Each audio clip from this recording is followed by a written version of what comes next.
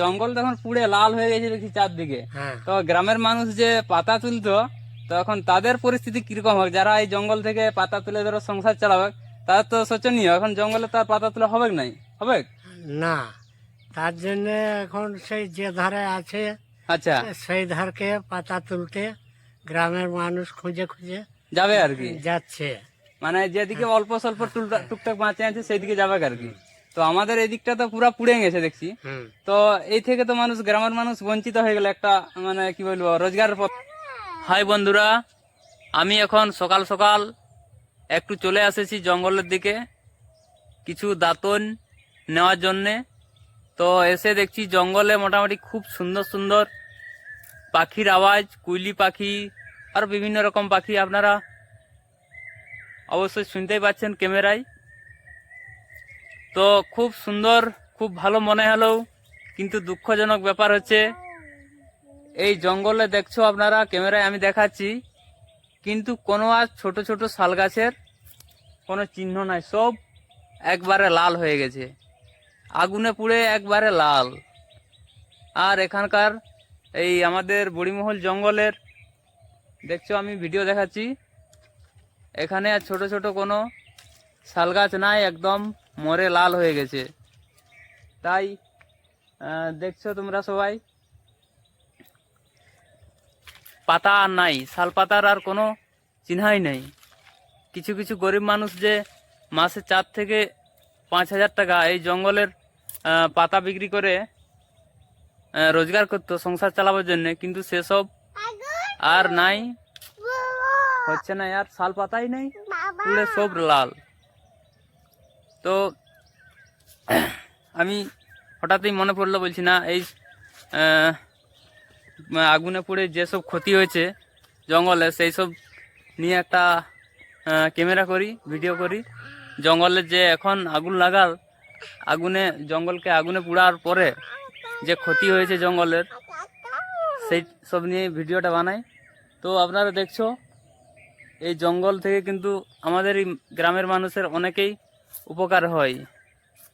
প্রত্যেক বছরেই গ্রামের মানুষ এই জঙ্গল থেকে অনেকেই আয় করে, রোজগার করে, পাতা বিক্রি করে, অনেকেই ধুনা বিক্রি করে, আবার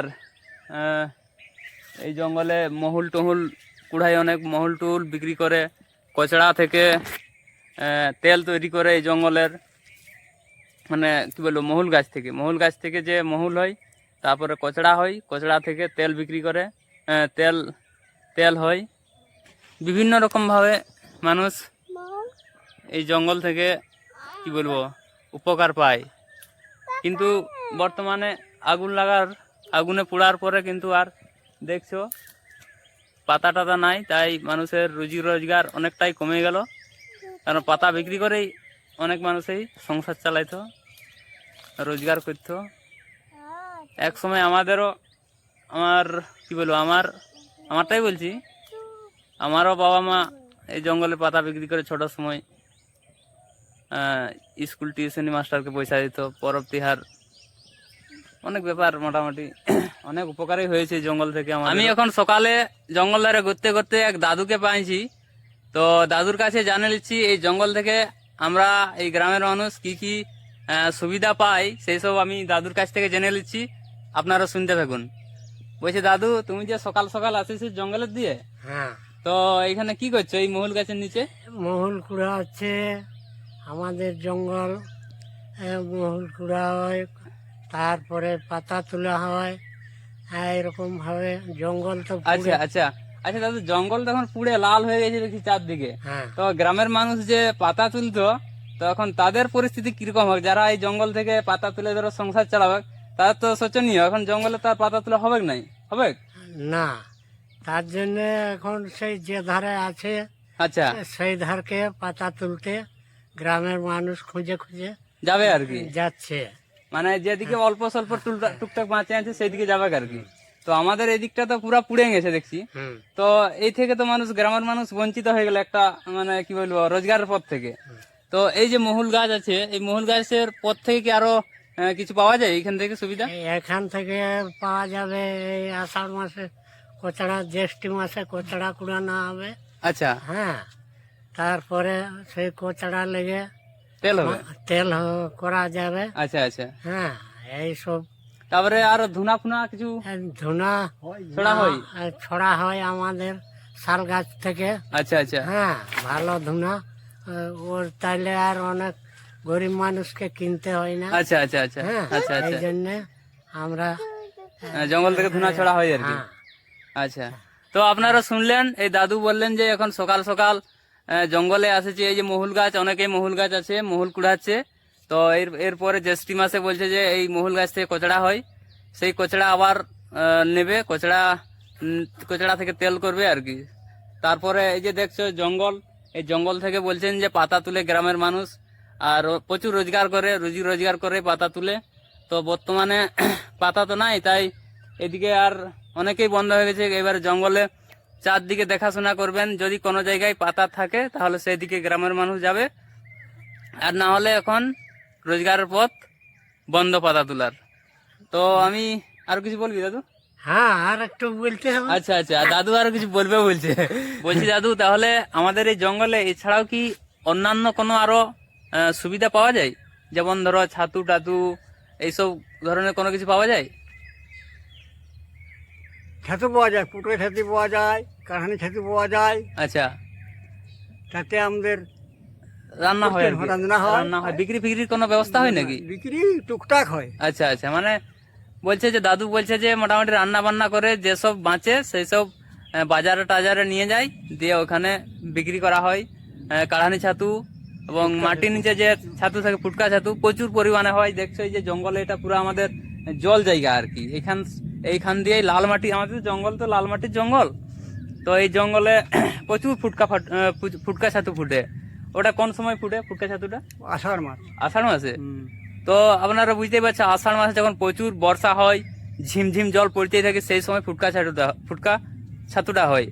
আর যেটা কাঢ়ানি ছাতু বলা হয়, সেই কাঢ়ানি ছাতুটা কোন সময় হয় দাদা? আশ্বিন মাসে, দুর্গা পূজার সময়।